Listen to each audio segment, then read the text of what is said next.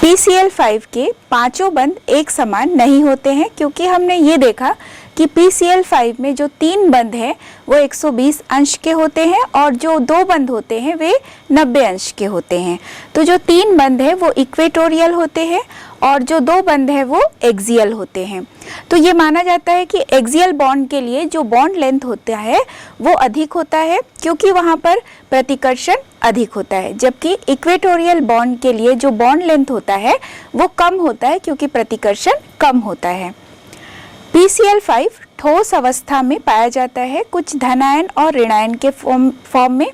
PCl5 ठोस अवस्था में आयनिक यौगिक के रूप में पाया जाता है, जैसे PCl4 प्लस और PCl6 माइनस।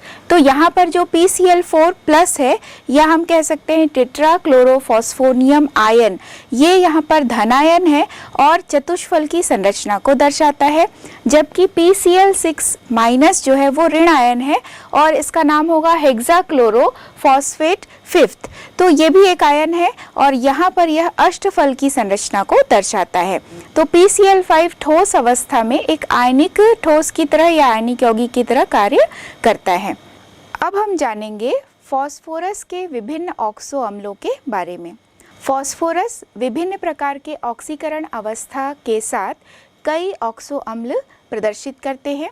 इसमें 2 प्रकार की श्रेणी होती है, एक होती है फास्फोरस अम्लों की श्रेणी और एक होती है फास्फोरिक अम्लों की श्रेणी। तो एक एक करके हम जानेंगे कि फास्फोरस अम्लों की श्रेणी में कौन कौन से यौगिक हैं और फास्फोरिक अम्ल की श्रेणी में कौन कौन से यौगिक हैं।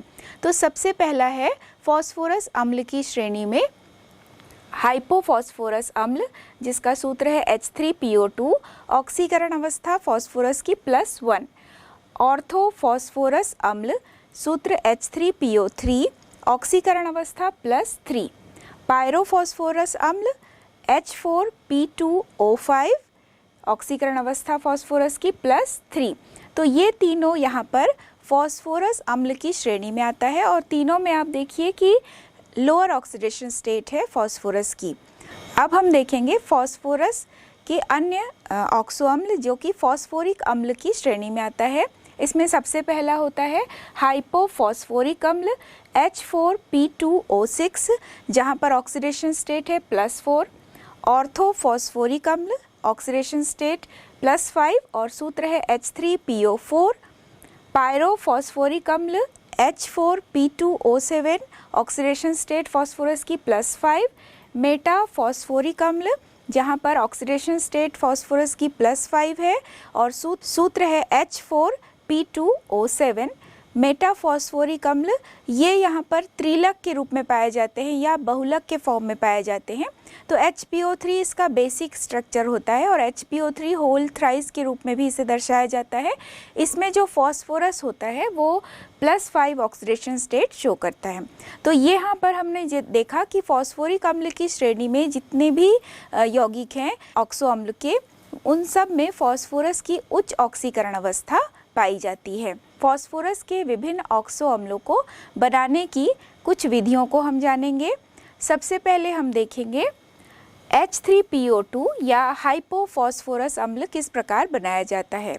हाइपोफॉस्फोरस अम्ल बनाने के लिए श्वेत फास्फोरस की क्रिया बेरियम हाइड्रोक्साइड से कराते हैं और इस स्थिति में इसका जल अपघटन किया जाता है। तो यहाँ पर बनता है पहले बेरियम हाइपोफॉस्फाइड और फॉस्फीन। ये बेरियम हाइपोफॉस्फाइड जब सल्फ्यूरिक अम्ल से क्रिया करता है तो प्राप्त होता है हाइपोफॉस्फोरस अम्ल। तो अब समीकरण देखिए, 2P4 plus 3BaOH whole twice plus 6H2O is equal to 3BaH2PO2 whole twice plus 2PH3। तो यहाँ पर पहले बेरियम हाइपोफॉस्फाइड प्राप्त हुआ। बेरियम हाइपोफॉस्फाइड का जब H2SO4 से रिएक्शन कराते हैं तो हमें हाइपोफॉस्फोरस अम्ल प्राप्त होता है। तो समीकरण होगा यहाँ पर BaH2PO2 whole twice plus H2SO4 is equal to BaSO4 यानी बेरियम सल्फेट प्लस H3PO2। तो यहाँ 2 बैलेंस करने के लिए लिखा जाएगा तो 2H3PO2। तो इस प्रकार प्राप्त होता है हाइपोफॉस्फोरस अम्ल। अगला देखेंगे ऑर्थोफॉस्फोरस अम्ल। H3PO3 बनाने के लिए फॉस्फोरस ट्राइऑक्साइड का जल अपघटन कराते हैं। तो फॉस्फोरस ट्राइऑक्साइड को यहाँ पर लिखा जा रहा है P4O6 के रूप में plus 6H2O is equal to 4H3PO3 यहाँ पर बैलेंस करने पर प्राप्त हुआ है और H3PO3 ऑर्थोफॉस्फोरस अम्ल का सूत्र है। ऑर्थोफॉस्फोरस अम्ल बनाने के लिए सफ़ेद फॉस्फोरस का जब तुरंत जल अपघटन होता है तब भी ऑर्थोफॉस्फोरस अम्ल प्राप्त होता है, यानी H3PO3 प्राप्त होती है। यहाँ पर समीकरण होगा PCl3 plus 3H2O is equal to H3PO3 plus 3HCl। तो इस प्रकार हमने देखा कि किस तरह से ऑर्थोफॉस्फोरस अम्ल हमें प्राप्त होता है। नेक्स्ट देखेंगे पायरोफॉस्फोरस अम्ल प्राप्त करने की विधि। पायरोफॉस्फोरस अम्ल का सूत्र होता है H4P2O5। तो जब कभी भी H3PO3 यानी ऑर्थोफॉस्फोरस अम्ल की जब PCl3 से क्रिया कराई जाएगी तो भी H4P2O5 यानी पायरोफॉस्फोरस अम्ल प्राप्त होता है। तो इसके लिए समीकरण होगा H3PO3 प्लस PCl3। जब हम इसे बैलेंस करेंगे तो 5H3PO3 plus PCl3 is equal to H4P2O5 यानी प्लस 3HCl। तो इस तरह से भी हम H4P2O5 प्राप्त कर सकते हैं, यानी कि पायरोफॉस्फोरस अम्ल प्राप्त कर सकते हैं। अगला है हाइपोफॉस्फोरिक अम्ल। हाइपोफॉस्फोरिक अम्ल को बनाने के लिए जो लाल फॉस्फोरस होता है और क्षारीय विलयन लेंगे और उसका फिर ऑक्सीकरण करते हैं। तो पहले इसका क्षारीय विलयन लेने पर जो बनता है उसके बाद उसका ऑक्सीडेशन कराते हैं तो प्राप्त होता है हाइपोफॉस्फोरिक अम्ल। तो P4 plus 4H2O is equal to, यहाँ क्षारीय माध्यम में क्रिया होगी तो प्राप्त होता है 2H4P2O2 इज इक्वल टू, यहाँ फिर ऑक्सीडेशन कराएंगे इस कंपाउंड का और ऑक्सीकरण कराने पर यानी ऑक्सीजन से क्रिया कराने पर प्राप्त होता है हाइपोफॉस्फोरिक अम्ल H4P2O6। तो 2H4P2O6 हाइपोफॉस्फोरिक अम्ल प्राप्त हुआ। तो यहाँ पर जो लाल फॉस्फोरस है उसके क्षारीय विलयन से क्रिया कराने के बाद उसका ऑक्सीकरण कराते हैं तो प्राप्त होता है हाइपोफॉस्फोरिक अम्ल। अब पढ़ेंगे ऑर्थोफॉस्फोरिक अम्ल बनाने की विधि, यानी H3PO4 बनाने की विधि। तो जो फॉस्फोरस पेंटा ऑक्साइड होता है तो उसे हम P4O10 के फॉर्म में लिखते हैं। फॉस्फोरस पेंटा ऑक्साइड का जल अपघटन कराने पर, तो तुरंत जब इसका जल अपघटन होता है तो जल अपघटन कराने पर प्राप्त होगा P4O10 यानी फॉस्फोरस पेंटा ऑक्साइड का जल अपघटन कराते हैं तो समीकरण होगा P4O10 plus 6H2O is equal to 4H3PO4। तो यहाँ पर प्राप्त हुआ ऑर्थोफॉस्फोरिक अम्ल। ऑर्थोफॉस्फोरिक अम्ल के द्वारा फिर हम पायरोफॉस्फोरिक अम्ल भी प्राप्त कर सकते हैं H4P2O7। तो H4P2O7 जो है वो प्राप्त करने के लिए जो ऑर्थोफॉस्फोरिक अम्ल है यानी H3PO4 है इसको गर्म करते हैं लगभग 220 डिग्री सेंटीग्रेड पर।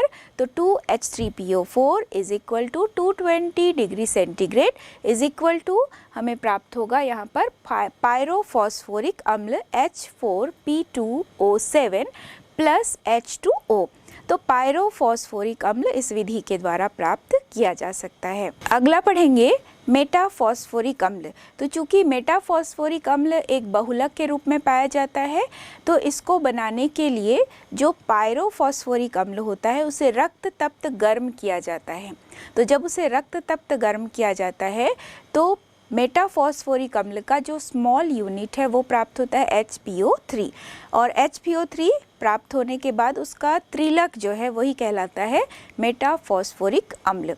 तो यहाँ पर समीकरण होगा H4P2O7 रक्त तप्त गर्म करने पर 2HPO3 प्राप्त हुआ यानी बेसिक स्ट्रक्चर जो मेटाफॉस्फोरिक अम्ल की वो प्राप्त हुई प्लस H2O।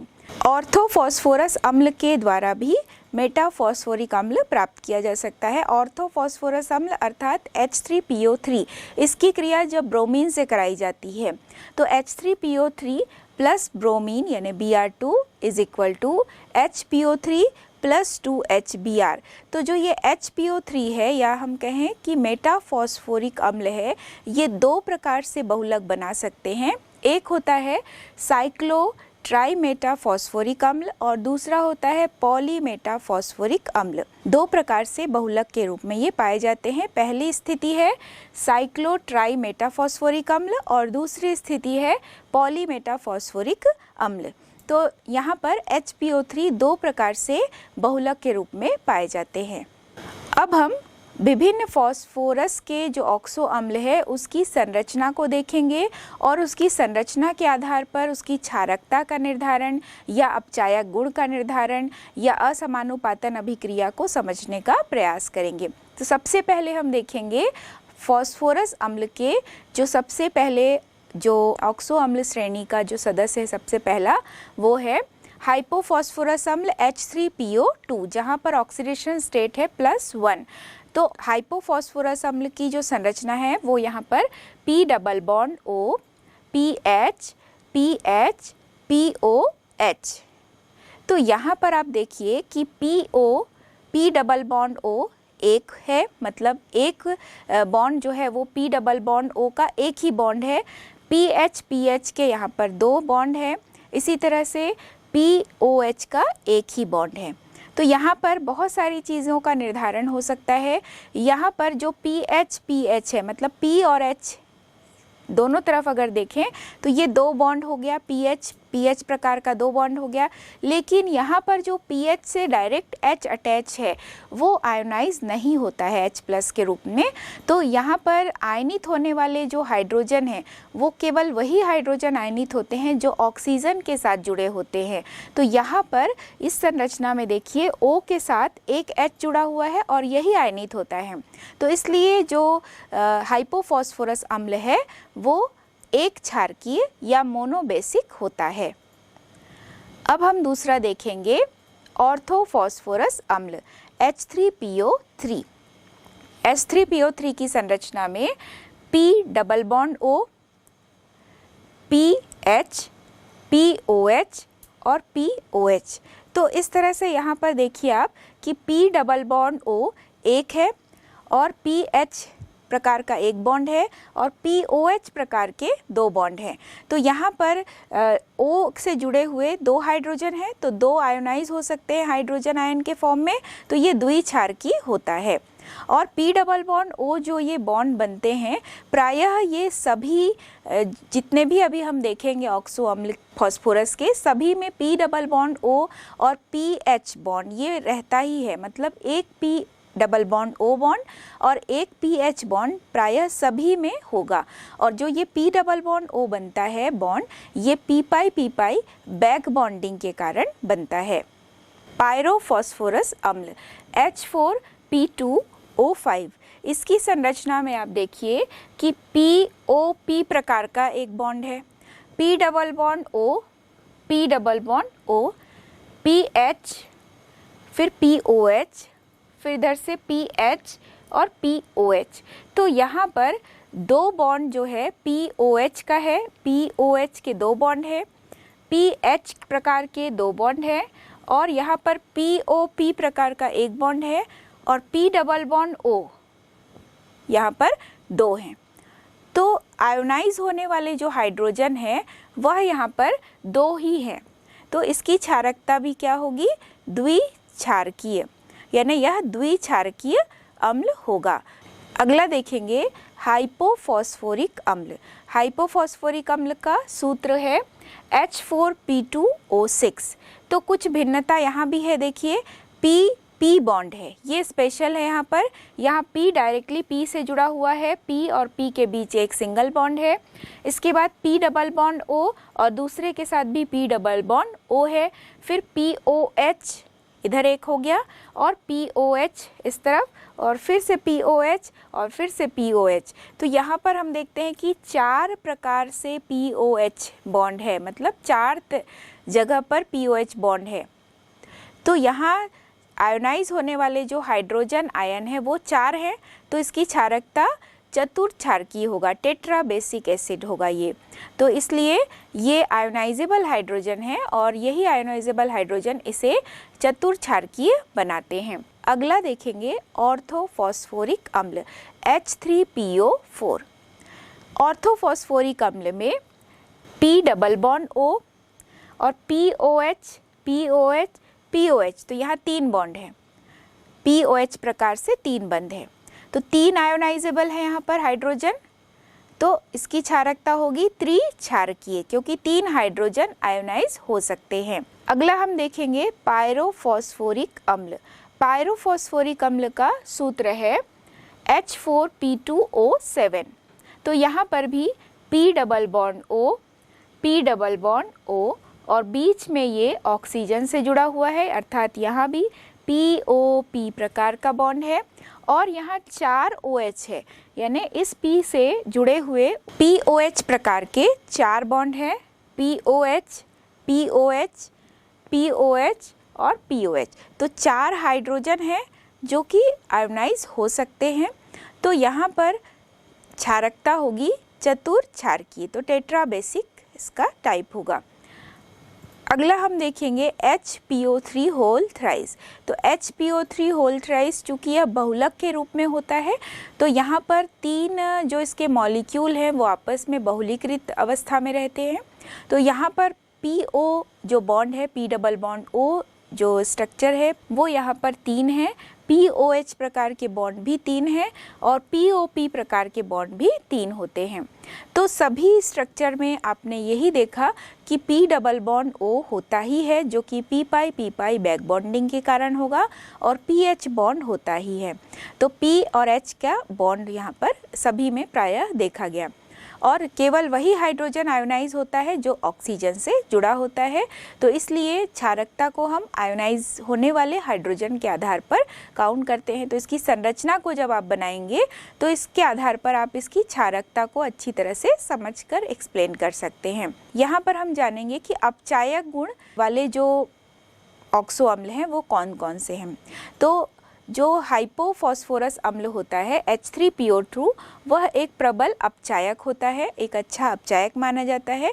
तो H3PO2 जो है वह सिल्वर नाइट्रेट के लवण को सिल्वर में अपचयित कर देता है, तो समीकरण होगा 4AgNO3 plus 2H2O plus H3PO2 is equal to 4Ag plus 4HNO3 plus H3PO4। तो यहाँ पर ये जो सिल्वर का लवण है सिल्वर नाइट्रेट उसको या सिल्वर में अपचयित करता है। इसी तरह से यह जो हाइपोफॉस्फोरस अम्ल है ये एक अच्छा अपचयक होने के कारण जो बेंजीन डाइएजोनियम लवण है उसे बेंजीन में अपचयित कर देता है। तो यहाँ बेंजीन डाइएजोनियम लवण बेंजीन, फिर यहाँ C6H5N2Cl है प्लस H3PO2 यानी हाइपोफॉस्फोरस अम्ल प्लस H2O से बनता है benzene plus N2 plus H3PO3 plus HCl। तो इस प्रकार यहाँ इसके अपचायक गुण को हम इन समीकरणों की सहायता से समझ सकते हैं। यहाँ पर हम असमानुपातन अभिक्रिया को भी समझेंगे। प्रायः +3 ऑक्सीडेशन स्टेट वाले जो ऑक्सो अम्ल होते हैं वो अपने से कम ऑक्सीकरण अवस्था वाले यौगिक और अपने से अधिक ऑक्सीकरण अवस्था वाले यौगिक में अपचयित और ऑक्सीकृत हो सकते हैं। तो जो हाइपोफॉस्फोरस अम्ल है या ऑर्थोफॉस्फोरस अम्ल है उसमें असमानुपातन अभिक्रिया को हम समझेंगे। तो सबसे पहले हम देखेंगे H3PO2 यानी हाइपोफॉस्फोरस अम्ल। तो हाइपोफॉस्फोरस अम्ल जब अपचयन होता है इसका, तो अपचयन की क्रिया होने पर ये अपने से कम ऑक्सीकरण अवस्था वाले यौगिक बनाते हैं फॉस्फोरस के, तो PH3। तो PH3 में फॉस्फोरस की जो ऑक्सीकरण अवस्था है वो -3 है और H3PO2 में जो फॉस्फोरस की ऑक्सीकरण अवस्था है वो +1 है। इसके बाद इसका जब ऑक्सीकरण होता है तो ये H3PO4 बनाते हैं, मतलब ऑर्थोफॉस्फोरिक अम्ल बनाते हैं, जहाँ पर फॉस्फोरस का जो ऑक्सीकरण अवस्था है वो है +5। ऑर्थोफॉस्फोरस अम्ल में भी असमानुपातन अभिक्रिया को देखेंगे। H3PO3 जो ऑर्थोफॉस्फोरस अम्ल है उसका जो ऑक्सीडेशन स्टेट होता है वो है +3। तो ये +3 ऑक्सीडेशन स्टेट में है और अपने से कम जो ऑक्सीकरण अवस्था दर्शाने वाले यौगिक में यह परिवर्तित हो रहा है, अपचयन हो रहा है यहाँ पर, तो PH3 बना और H3PO4 बना यानी ऑर्थोफॉस्फोरिक अम्ल बना। तो जब +3 ऑक्सीडेशन स्टेट है फॉस्फोरस की H3PO3 में, यानी ऑर्थोफॉस्फोरस अम्ल में, उससे वो अपने से कम ऑक्सीडेशन स्टेट वाले यौगिक तक पहुंच रहा है और यहाँ पर अपचयन की क्रिया हो रही है। और अपने से अधिक ऑक्सीकरण अवस्था तक पहुंच रहा है तो ऑक्सीकरण की क्रिया हो रही है। तो H3PO4 में P की ऑक्सीडेशन स्टेट +5 होती है। तो यहाँ पर ये जो प्रवृत्ति है इन ऑक्सो अम्लों की असमानुपातन क्रिया की है। यहाँ पर वह अपने से कम और अपने से अधिक ऑक्सीडेशन स्टेट वाले फॉस्फोरस के विभिन्न यौगिकों में परिवर्तित हो सकते हैं। समूह 15 से संबंधित प्रश्न। नाइट्रोजन द्विपरमाणुक अणु के रूप में पाया जाता है तथा फॉस्फोरस P4 के रूप में पाया जाता है, ऐसा क्यों? नाइट्रोजन का आकार छोटा होता है, विद्युत ऋणात्मकता प्रबल है, इसलिए ये पी बहुबंध बनाते हैं। नाइट्रोजन अपने ही परमाणु के साथ त्रिआबंध बनाता है। फॉस्फोरस परमाणु का आकार नाइट्रोजन से बड़ा होता है एवं इसकी विद्युत ऋणात्मकता नाइट्रोजन से कम होती है, अतः पी आबंध बनाने की क्षमता कम होती है। इसलिए फॉस्फोरस एवं फॉस्फोरस परमाणु के मध्य एकल बंध बनते हैं, अतः यह P4 के रूप में होता है। अगला प्रश्न है, R3PO पाया जाता है जबकि R3NO नहीं, ऐसा क्यों? नाइट्रोजन ऑक्सीजन के साथ D-P बंध नहीं बनाता क्योंकि नाइट्रोजन में d ऑर्बिटल अनुपस्थित होते हैं, इसलिए संयोजकता 3 तक सीमित है। परंतु R3NO में नाइट्रोजन की संयोजकता 5 होनी चाहिए, इसकी संयोजकता 4 होती है, जबकि फॉस्फोरस के संयोजकता कोश में रिक्त d ऑर्बिटल प्रेजेंट होता है, इसलिए फॉस्फोरस D-P अतिव्यापन द्वारा R3PO बना पाता है, जिससे फॉस्फोरस की संयोजकता 5 होती है। अगला प्रश्न है, ट्राई हैलाइडों की अपेक्षा पेंटाहैलाइड अधिक सहसंयोजी क्यों होते हैं?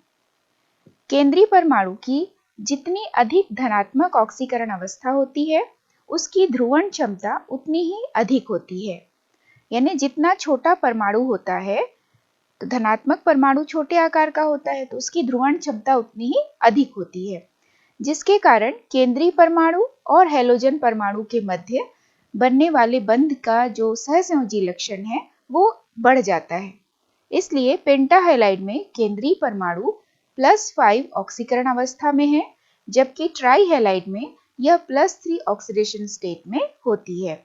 अतः ट्राईहैलाइड की अपेक्षा पेंटाहैलाइड अधिक सहसंयोजी होते हैं। अगला प्रश्न, PH3 से PH4+ का आबंध कोण अधिक होता है, क्यों?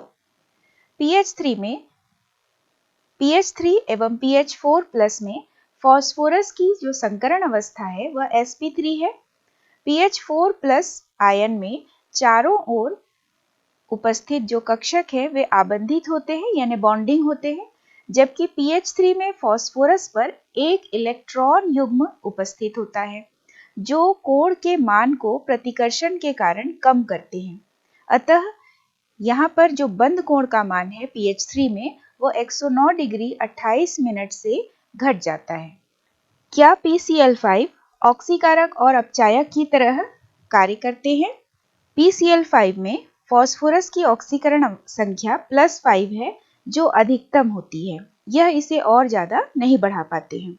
PCl5 अपचायक का कार्य नहीं कर सकते, परंतु यह अपनी ऑक्सीकरण संख्या +5 से घटाकर +3 कर सकते हैं, अर्थात यह ऑक्सीकारक की तरह कार्य कर सकते हैं।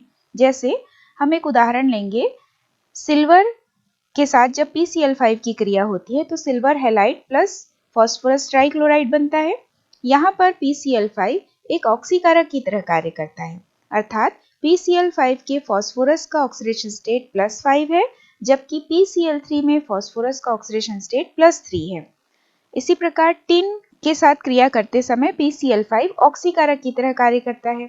यहाँ भी PCl5 के P में +5 ऑक्सीडेशन स्टेट है, जबकि PCl3 में P में +3 ऑक्सीडेशन स्टेट होती है।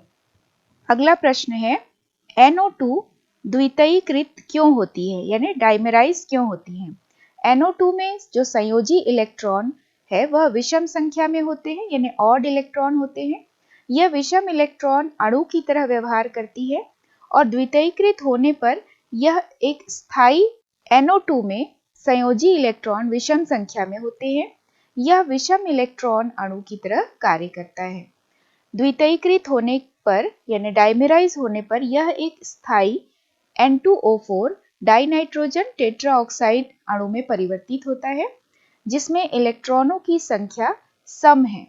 अतः NO2 द्वितीयकृत होकर अधिक स्थायी संरचना N2O4 बनाती है, जिसमें 2NO2 = N2O4। PCl3 नमी में धूम्र क्यों देते हैं। नमी की उपस्थिति में जब PCl3 जल अपघटित होते हैं तो HCl का धूम्र बनता है और इस HCl के कारण ही धूम्र उत्पन्न होता है। तो PCl3 + 3H2O = H3PO3 + 3HCl। समझाइए कि क्यों लगभग एक समान विद्युत ऋणात्मकता होने के पश्चात भी नाइट्रोजन हाइड्रोजन आबंध निर्मित करता है जबकि क्लोरीन नहीं। ऑक्सीजन परमाणु में केवल 2 कक्षक होते हैं, 1s2 2s2 2p4, जबकि क्लोरीन में 3 कक्षक होते हैं, 1s2 2s2 2p6 3s2 3p5। अतः ऑक्सीजन परमाणु का आकार छोटा होता है और हाइड्रोजन बंध बनाने के लिए यह शर्त होती है कि हाइड्रोजन जिस परमाणु के साथ भी बंध बनाएगा वहां उसका आकार छोटा होना चाहिए। छोटा आकार हाइड्रोजन बंध बनने में सहायक होता है। अतः ऑक्सीजन हाइड्रोजन से बंध बनाकर हाइड्रोजन बंध बनाता है, जबकि क्लोरीन बंध नहीं बनाते हैं। N2O वायु की अपेक्षा जलने में अधिक सहायक होती है, क्यों। N2O शीघ्रता से विघटित होकर ऑक्सीजन मुक्त करती है, अतः यह जलने में अधिक सहायक होती है। 2N2O = 2N2 + O2। यहाँ N2O में 33.3% ऑक्सीजन है, तो यह वायु की अपेक्षा जलने में अधिक सहायक होती है।